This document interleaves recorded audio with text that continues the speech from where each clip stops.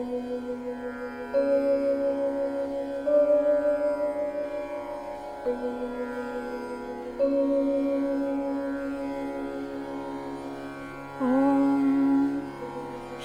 पूर्णबोध गुरुतीर्थपयोब्धिपारा कामारिमाक्ष विषमाक्ष शिरस्पृशन्ति पूर्वोत्तरामिततरङ्गचरत्सुहंसा देवालिसेवितपराङ्घ्रिपयोजलग्ना जीवेशभेदगुणपूर्तिजगत्सु सत्त्व नीचोच्चभावमुखनक्रगणैः समेता दूर्वाद्यजापतिकिलैर्गुरुराघवेन्द्र वाग्देवता सरिदमं विमलीकरोतु।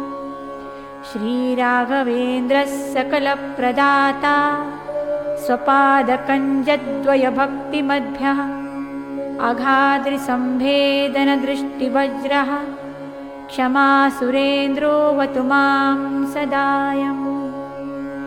श्रीराघवेन्द्रो हरिपादकञ्ज निषेवणाल्लब्धसमस्तसम्पत् देवस्वभावो दिविजद्रुमोऽयम् इष्टप्रदो मे सततं स भूयात्। भव्यस्वरूपो भवदुःखतूल संघाग्निचर्यः सुखधैर्यशाली समस्तदुष्टग्रहनिग्रहेशो दुरत्ययोपप्लवसिन्धुसेतुः। निरस्तदोषो निरवध्यवेशः प्रत्यर्थिमूकत्वनिधानभाषः विद्वत्परिज्ञेयमहाविशेषो वाग्वैखरी निर्जितभव्यशेषः। सन्तानसम्पत्परिशुद्धभक्ति विज्ञानवाग्देहसुपाटवादी दत्त्वा शरीरोत्थसमस्तदोषान् हत्वा स नो व्याद्गुरुराघवेन्द्रः।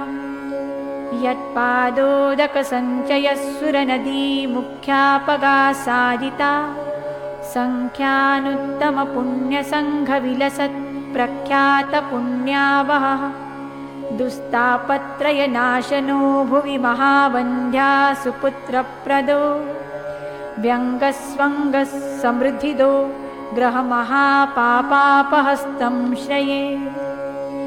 यत्पादकञ्जरजसा परिभूषिताङ्गा यत्पादपद्ममधुपायितमानसाये यत्पादपद्मपरिकीर्तनजीर्णवाचः तद्दर्शनं दुरितकाननदावभूतम्।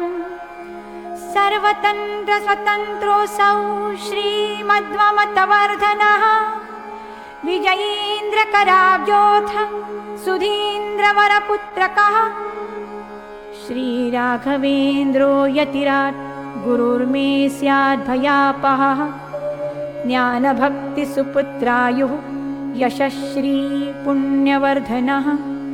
प्रतिवादिजयस्वान्तभेदचिह्नादरो गुरुः सर्वविद्याप्रवीणोऽन्यो राघवेन्द्रान्न विद्यते। अपरोक्षीकृतशीशः समुपेक्षितभावजः अपेक्षितप्रदातान्यो राघवेन्द्रान्न विद्यते। अज्ञानविस्मृतिभ्रान्तिः संशयापस्मृतिक्षयाः तन्द्राकम्पवचः कौण्ठ्यमुखाये चेन्द्रियोद्भवाः दोषास्ते नाशमायान्ति राघवेन्द्रप्रसादतः। ॐ श्रीराघवेन्द्राय नमः इत्यष्टाक्षरमन्त्रतः जपिताद्भाविता नित्यम् इष्टार्थार्स्यूर्न संशयः।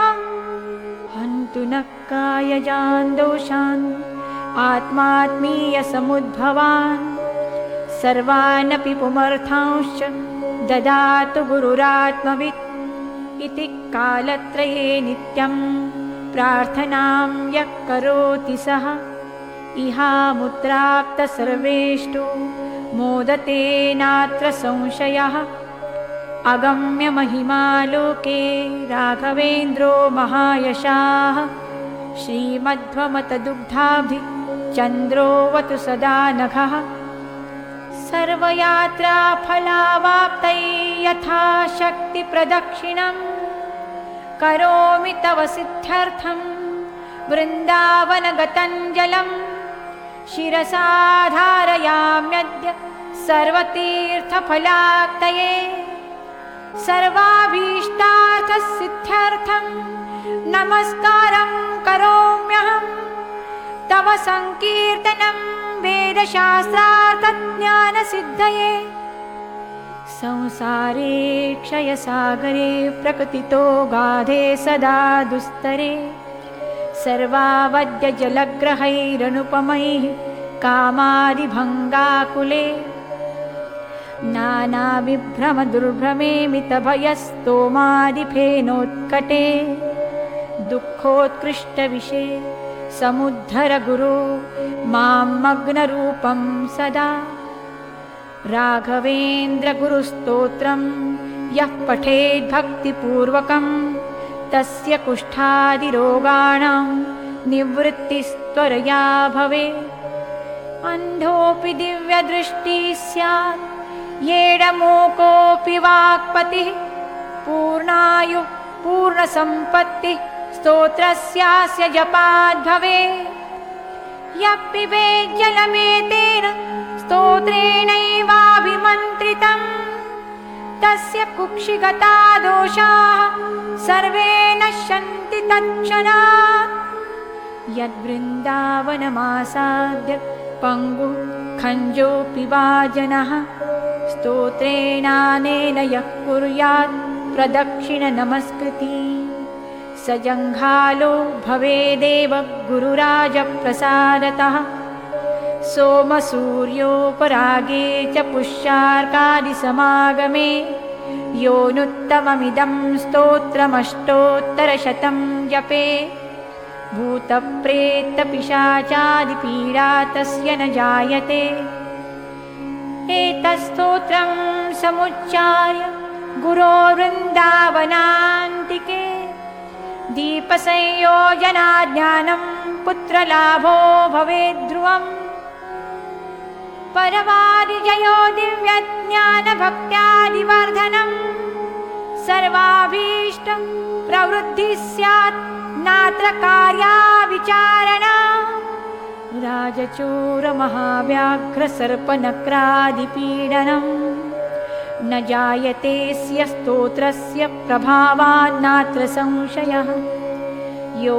भक्त्या गुरुराघवेन्द्रचरणद्वन्द्वं स्मरन् यः पठेत् स्तोत्रं दिव्यमिदं सदा न हि भवेत् तस्या सुखं किञ्चन किं त्विष्टार्थ समृद्धिरेव कमलानाथप्रसादोदया कीर्तिर्दिग्विदिता विभूतिरतुला साक्षी हयास्योत्र हि इति श्रीराघवेन्द्राय गुरुराजप्रसादतः कृतं स्तोत्रमिदं पुण्यं श्रीमद्भिर्यप्पणाभिधैः पूज्याय राघवेन्द्राय सत्यधर्मरताय च भजतां कल्पवृक्षाय नमतां कामधेनवे ॐ श्रीराघवेन्द्राय नमः ॐ श्रीराघवेन्द्राय